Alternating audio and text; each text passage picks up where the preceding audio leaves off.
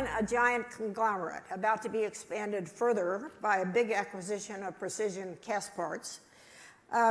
And these businesses in your company operate in about every industry. You had a board of directors meeting in Dallas about 10 days ago, and you're entitled to tell why you had it in Dallas. What did you tell your directors about the health of the economy as seen by this huge block of businesses? Yeah, well, to some extent they tell us too, because they're coming. We have reports on 8 big businesses. But the interesting thing about the economy is that you could give almost the same report ever since the fall of 2009. And it really has been growing, is growing at a couple percent a year, which is not bad, as we might get into later. But people have gotten more optimistic at times. They've thought about double dips at times, and then they thought it was accelerating. Our experience has been that certain areas have accelerated a lot, like autos recently. But the overall gain keeps running at about 2% per year, and that's been really quite steady, and that's what we see now. And I assume that you see, how about housing? You've got big investments in housing one way or the other. Housing's picking up. Our furniture stores are running at good gains. Our carpet's running at decent gains. Brick has picked up somewhat, but it's still slow. But overall, you just see a couple percent. I think the industrial area has slowed down a little bit. If you look at our cutting tools and that sort of thing, and they tend to be on kind of a real-time basis because nobody loads up on cutting tools and thought there's going to be a big speculative boom in them or something. We just keep seeing a couple percent. And is this disappointing to you? Or not in the least. Not in the least. You think it's good? Well, let me give you a figure. People do get disappointed in 2%. The population of the United States grows at about 0.8% a year. There's about 0.5% from births over deaths, about 0.3% from migration. So that's 1.2% per capita you're getting if you're getting 2% growth by the time you take off the 0.8. You take a generation, and a generation now is much more like 25 years. People have babies later. That means in one generation, you're going to get, not even allowing for compounding, you get 30% gain in real output per capita. Now you start out, the U.S. has $54,000 of GDP per capita. Take 30% more of that, that means another $16,000 per person in real terms in one generation. And if you take 2.7 people in a household, take 2.7 times 16 is 32 plus 11 is $43,000 of household GDP gain in one generation. It's mind-blowing. Our kids are going to live so much better than we live now. That's not so difficult in my family, as my kids will tell you. But the gains. Everybody in my neighborhood. I live in sort of a normal neighborhood, and everybody in my neighborhood lives better than John D. Rockefeller Sr. lived in the year I was born. And everybody in this country, in 2 generations, virtually everybody will live better than I live.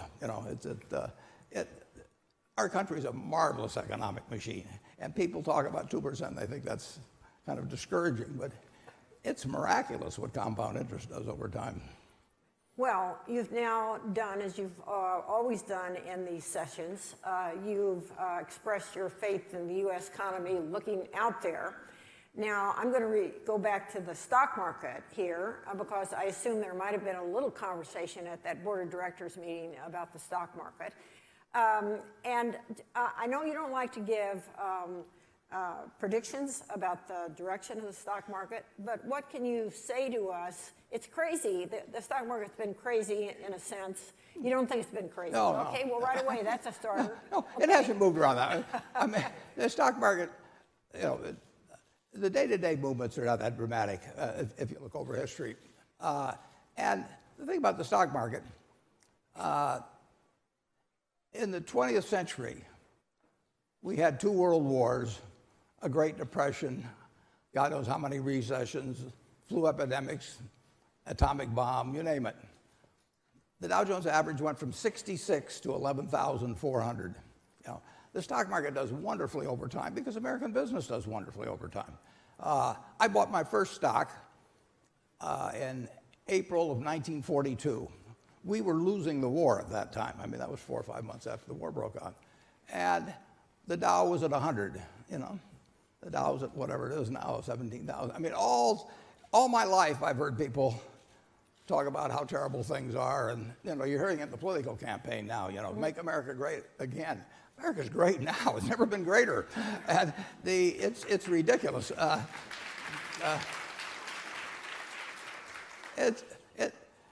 mean, just compare how we're living to 20 years ago. Just think of what the internet does for me. And I'm writing an annual report. I want to get a fact here or there on something or the other. I used to have to go to the library or right away to some government bureau. You know, now I have it in 10 seconds. The world is changing all the time for the better, and it gallops. And in one person's lifetime, I'm 85. In one person's lifetime, real GDP per capita in the United States has gone up 6 for 1. Now just imagine if you told my dad in the waiting room, you know, that your kid is going to see a 6 for 1 increase in the average GDP. I mean, he thought the country had already gone pretty far. They discovered the auto and the airplane and a few things. He thought there was nothing left to discover at that time. Right. You know, we found it all. And that's the way people always seem to feel. But this country, there's never been anything like it, and there never will be, and we're going to look back 50 years from now or 100 years from now and think this was the dark ages. Well, let me switch now to a topic where some people would say we do not have an improved situation, and others would say we do have. That has the combined topic of corporate governance and activists. We have seen the number of activists rise. I think you might even start off with the thought that if corporate governance was better, we wouldn't have as many activists. Would that be true? Well, if every company were being managed well, there certainly wouldn't be any reason for activists. There might still be a few, but there wouldn't be any reason for it. But the truth is that at some companies, the managers kind of forget who they're really working for, and you know, it becomes their own playpen. And at others, managements are sometimes incompetent. We're not saying often. And you know, it's the job of a board when that occurs to do something about it, and sometimes they don't. So there's a reason why activism makes sense. It's in certain cases. I don't think the bulk of activism relates to that. The bulk of activism just wants a quick hit.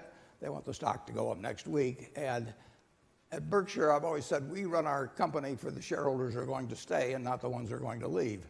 And you know, the finest companies in America many times are selling at a discount for what they are worth that moment. When I bought the Washington Post Company in 1973, bought stock in it, it was selling at 1/5 of what the properties were worth. Cap Cities at the same time was selling at 1/5 of what the properties were worth. They were both wonderful companies, but the whole market was depressed. And so anytime a stock is selling below what could be realized for it is not a reason to go out and sell the business. The activists want that to happen, and of course they've attracted far more money for management. So what was a relatively small little industry 10 years ago has become a big business now, and you know, they're like sharks, they got to keep swimming, and so as they attract more money, they have to go after things, and they stretch for targets, and you know, you're seeing that.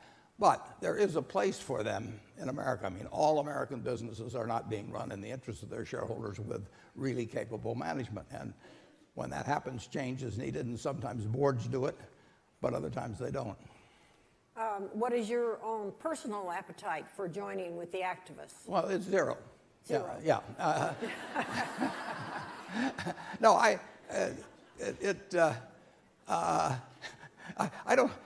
My partner Charlie Munger told me 50 years ago. He says, if you want to guarantee yourself a life of misery, marry somebody with the idea of changing them. He said, you will be miserable the rest of your life. So I'm not really interested in getting into that. It's so much easier just to buy in with a bunch of people that are wonderful people doing it, you know, that have a common goal and join in the spirit of the whole organization. Right.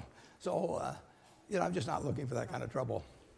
Just to fill out that thought of Charlie Munger's there, didn't he also say that if you want to have a happy marriage, be sure to go in with... No, he said if you want to have a marriage that will last. He that's said, right. He said not necessarily a marriage made in heaven, And, okay. but he said just one that will last. He said, what quality do you look for in a spouse? Do you look for beauty? Do you look for brains? Do you look for character? Do you look for honesty? You look for humor? No. If you want a marriage that'll last, look for someone with low expectations. He's a very practical guy. Now, a year ago, you made news at this conference by saying that Hillary would run for president and furthermore that she would win. Since then, a lot of water has gone over the dam, or maybe I should say a lot of emails have been stored in the server. Gone over the server, yeah. Some server at least. What are your up-to-date thoughts about Hillary's prospects? I think she is by far the most likely person to get the Democratic nomination. I think she is the most likely person to be president of the United States. And no, I think that, and actually I saw some odds that were presented a day or two ago on the probabilities. What were they? Well, I think she was 4 to 5, which was considerably better than anybody else on becoming president. I think she is the most likely person to become president. It's still a long ways off, but and you could have illness and you could have all kinds of things happen. But she's the most likely. The Democrats are most likely to win if they get turnout. I mean, in 2012, they did a much better job than they had historically in bringing out their base. And if they remember the lessons of that and maybe use the same people, the demographics keep moving in their direction. So, they're probably at least a half a percentage point better, maybe even a full percentage point, and that's a lot in elections, better off just in terms of demographics than they were 4 years ago. But they do have a good many of their base have a low propensity to vote. And so you need an organization that makes sure you get your share of the vote out. Well, and how about the email controversy? Do you think that could maybe have been handled a little bit better? Yeah, it could have been handled better. Yeah. Okay.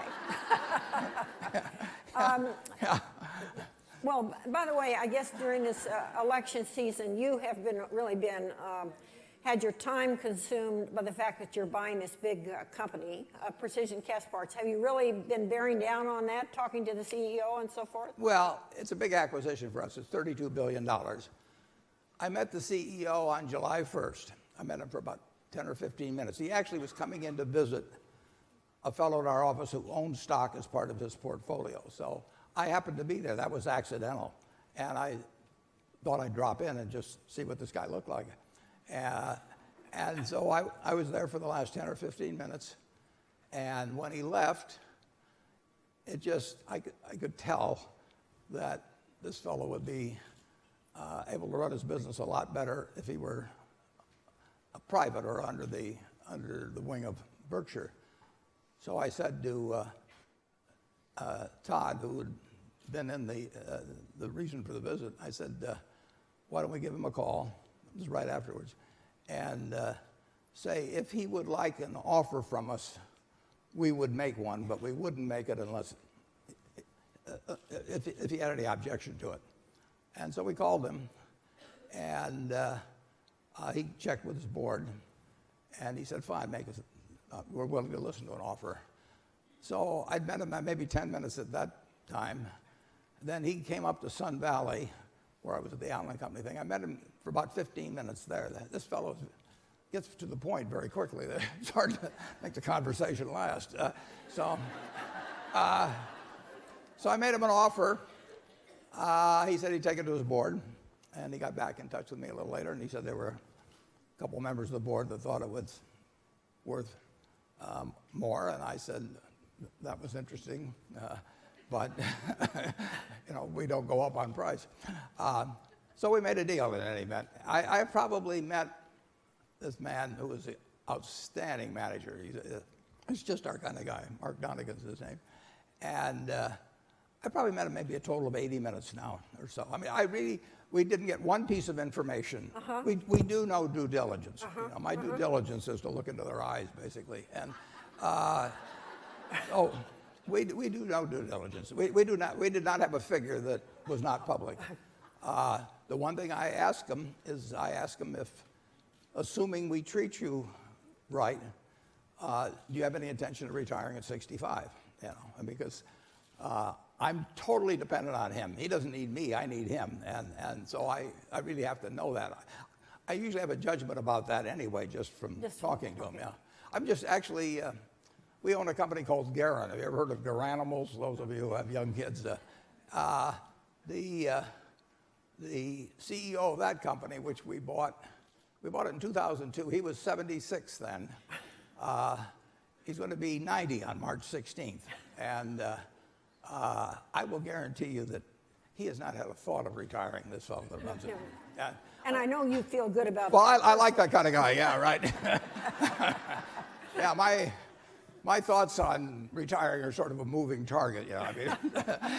I mean, Charlie's 91, he'll be 92 on January 1st, and he's my canary in the coal mine, you know. It's like Well, I must say that people keep saying to me, now what can you tell us about the next CEO of Berkshire? And my first answer to them is, have you thought about the timing? I said, you've got to have a timing in mind. If you were to pick somebody right now, it might be X. But if it's 10 years from now, and I personally believe that Warren will be CEO then, unless he has physically or mentally declined, which I don't see any sign of, I said 10 years from now, that other guy might be completely worn out. Is it pretty you ought to write a story on that. Well, listen, I'm writing it in effect here by telling that. Well, now I want to come back to politics. The Republicans. How is this crazy contest for the Republican nomination going to turn out? And is it going to be settled eventually by what you and I grew up with, which was conventions at which it was left to be decided at the convention? It could happen. It could happen. Back in 1924, I think the Democratic Convention went 103 ballots. And the two people who got a combined 80% on the first ballot, neither one of them even ended up with the vice presidency. So really strange things happen at conventions. I don't know whether you've ever been to any, but no, haven't. They've changed in complexion over the years, but this one could change back. I mean, somebody could go there with a plurality, but not a majority. So it will be, I mean, this is something we haven't seen before when you've got three non-politicians with an aggregate of 50% of the vote on the Republican side. And what we're really seeing in government right now, and I think it's manifesting itself a little bit in these debates and what's happening in the polls now. You know, we've always thought in terms of two-party government, but we now really have three-party government, and we're seeing that in the speaker selection. I mean, you may have them only calling themselves Republicans and Democrats, but there's a distinct party now within the Republican Party, and you have three-party government, and the traditional Republican Party has a plurality, but they do not have a majority. And that's something we really haven't come to grips with much in this country. We are not, in terms of culture, in terms of rules, in terms of a whole bunch of things, we have been set up for two-party government, and we don't know how to deal yet with three-party government, and that's accentuated by the fact that in the Senate, you know, they changed the cloture rule in 1975. There wasn't any cloture to speak of before that. So now you can have a majority in the Senate, but you still have a third party, which is the cloture vote, you can call it, needing to get to 60 votes for anything that's important. So we are actually dealing with a governing situation that before 1975 would not have existed in either house, and we're struggling with it. And to imagine that you can't find anybody who wants to be Speaker of the House, you know, is just startling to me. My dad was in the House of Representatives, I mean, and Sam Rayburn was Speaker of the House, and I mean, he was one powerful guy, and of course the speaker is number 3 in line to be president too. So it's really, you're witnessing sort of a quiet revolution in terms of how America will be governed, and we may go back to the old system. We may find a way that we can get it back to 2 parties, but it is not a 2-party system now. And do you have any anticipation of how it's going to turn out? No, I don't, because you don't have 3 parties that are going to cooperate with each other. I mean, their differences are not really very negotiable. Now, it's a great spectator sport. I wouldn't want to be a participant, but I like it as a spectator sport. Okay, this is going to be my last question. We're going to turn to questions from the audience, so you could be trying to attract the attention of somebody with a microphone. In the vastly decentralized operation that is Berkshire Hathaway, what happens when you have a subsidiary being run by a CEO not up to the job? How do you get that person out of there, and how much of a personal part do you play in the action? Well, if you have 80 or so subsidiaries, they really all report to me, basically. And our batting average has been good about getting people. And of course, we don't get rid of them at 65. So I milk people for all they're worth. I mean, I know.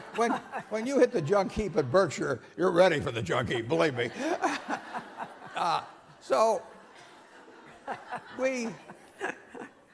Seymour is very safe in his job at 90 when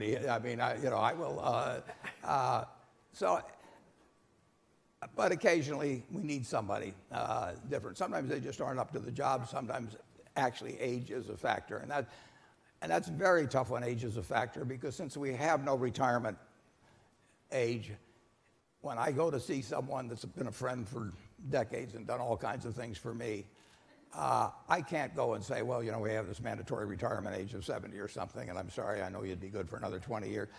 It isn't true. I have to say, you aren't what you were before. I don't say it that way, but that's the message I'm delivering. I hate that. And so I always do it too late. I procrastinate. And I say, well, we got 80 companies of 79 are running okay, we can handle that. I come up with any damn thing I need to avoid the unpleasantness. But I do it myself, and it's usually not as bad as I think it's going to be. But the job is mine of making changes in management, and I would give a lot to not have that job, but there really isn't anyone I can turn it over to. We had one company run by a guy that Charlie and I both loved. I mean, the guy was just wonderful. We didn't see him very often. One of our managers I haven't seen for 10 years.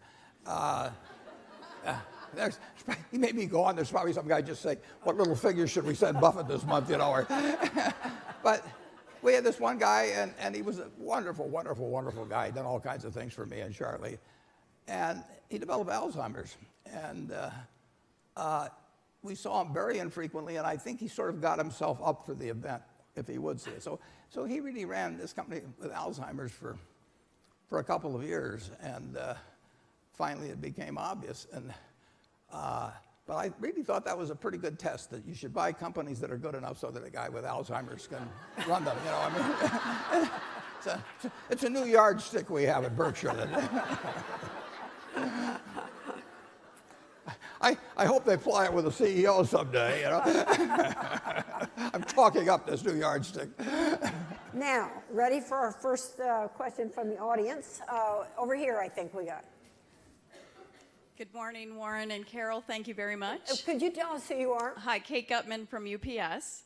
And I was curious, we spoke a bit about activists, and I wanted to get your opinion and maybe insight on what appears to be targeting of female-run companies by activists and what we in this room can do to combat that, because some very good efforts have been made, especially in the DuPont case, yet it seems like sometimes the odds are stacked again. So I'd love to get your insight on that. Yeah, I don't know what the statistics would be on that, but what the activists are really, they're after publicity, they're after results to some extent, and they're after attracting more money. I mean, these guys get paid very often on something that's a fee based on both assets managed, and performance. And if you can get 20 billion under management and you charge 2 and 20, the 20 really doesn't get to be that important. The 2 is $400 million a year. I mean, so attracting money is enormously important to anybody in the investment business, and different styles become popular from time to time, and as soon as they do, people rush in to say, that's my style, so that they'll attract management. Carol and I had a friend that described Wall Street in terms of the way it operates as having the innovators, the imitators, and the swarming incompetents. And essentially that's the way money attraction is. I mean, you know, hedge funds started out, they really didn't start out with A.W. Jones, No. but Carol made them famous for starting out with A.W. Jones. And once when people start assuming good results are attracted with a form as opposed to the ability of the person running it, but they think the form itself will create wonderful results, everybody's going to take that form. And in the last couple of years, a lot of forms have disappointed. And when hedge funds have disappointed, and so as forms disappoint, money runs around and investment people run around promoting some other form. And it becomes the flavor of the day because there's a lot of money out there and they're willing to pay a lot of very high fees for the promise of performance. And you don't really have to ever particularly deliver. I mean, just the promise will last long enough to get you rich and your children rich and your grandchildren rich. So it's nice if you perform on top of that. Right now, particularly in the last, I'd say 2 years, activism is a saleable form, and therefore it gets sold, and Wall Street sells it. I don't know whether there's been a picking on of female-run businesses, but I would say there certainly has been a picking on of really pretty decent and well-managed businesses because they run out of the other kind. You know, I mean, there's only so many that are being mismanaged, and that doesn't stop the people that have now hundreds of billions of dollars to invest in the form. So I've had 1 or 2 friends that have called me about an activist surfacing, and I tell them, just say you're going to run the company for the shareholders who are going to stay in rather than the one that's going to get out, and mean it and follow it, and don't try and do something that some little wrinkle here or there to supposedly satisfy them, because it isn't going to satisfy them anyway. And then I say, if you finally get desperate, send them over to Berkshire. I said, we love activists at Berkshire. It's just fun to joust with them and everything. And they're not going to get any place. So maybe, you know, maybe we could be sort of a rest home for activists.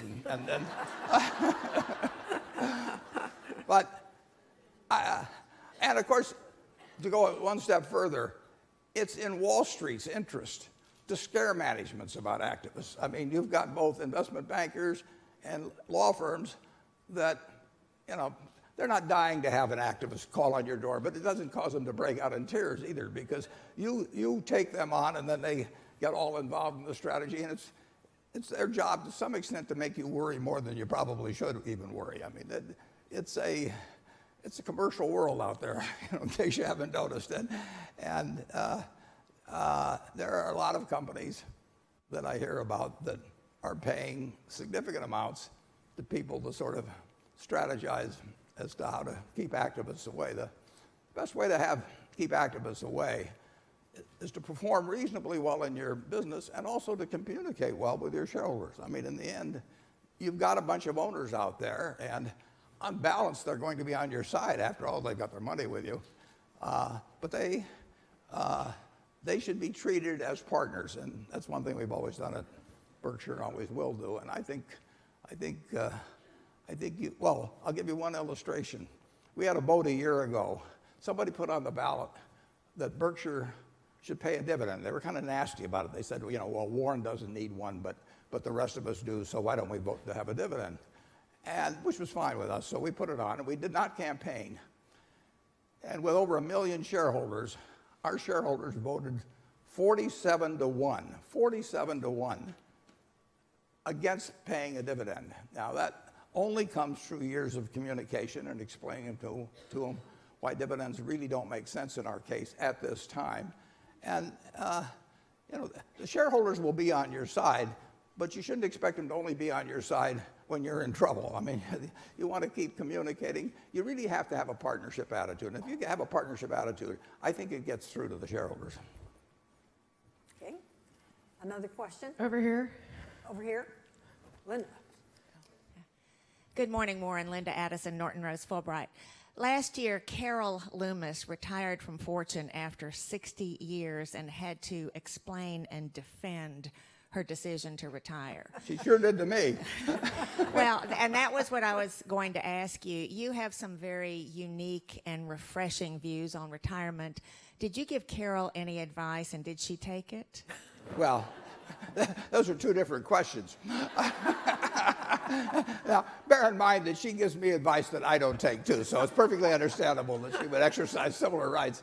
Well, I think it's a terrible mistake if you're in the kind of business where you can do it. I think it's crazy. It'd be crazy for me to leave my job, assuming I can do it.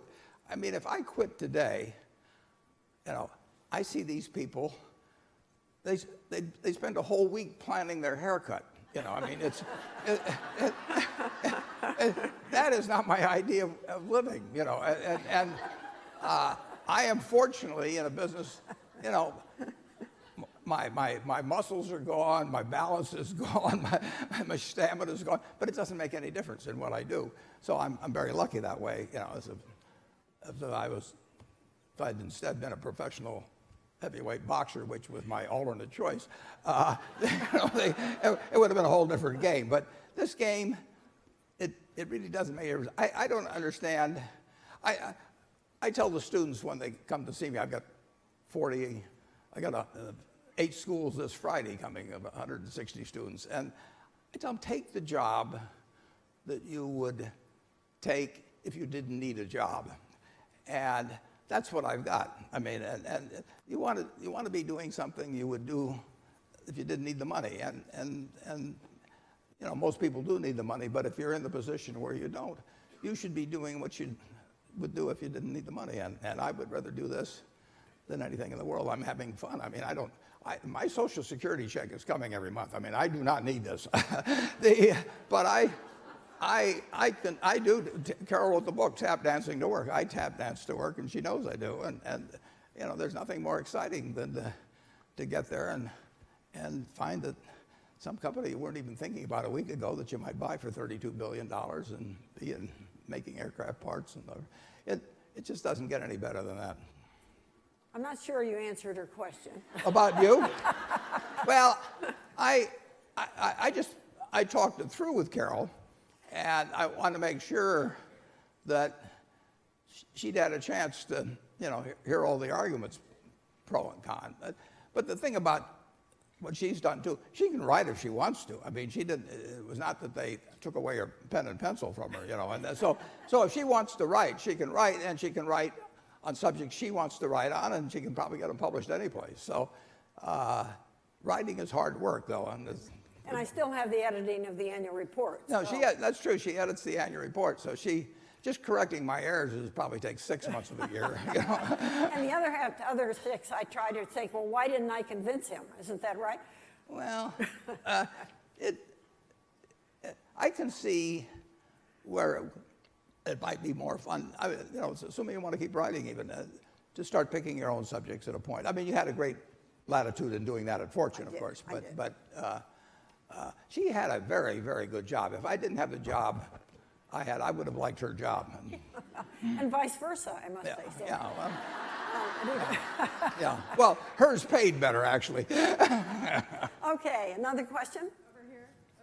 We're over there in the back. Over here. Warren, I'm Joanne Bradford. I'm the COO of a company called Social Finance, SoFi. And we work in Silicon Valley in fintech. And I'm interested to see what you have to say about all the unicorns in Silicon Valley, and if you will ever participate in things like Uber, Airbnb. And there's a lot of discussion out there about the bubble's coming, the bubble's not coming, the VCs pitting against each other. And I just wanted to see what your take on that is. Yeah. And then for a bonus round, what would you do about the Syrian refugee crisis? Because I think it's important. I'm gonna filibuster the first. We have never, that I can think of, bought into startups or anything of the sort.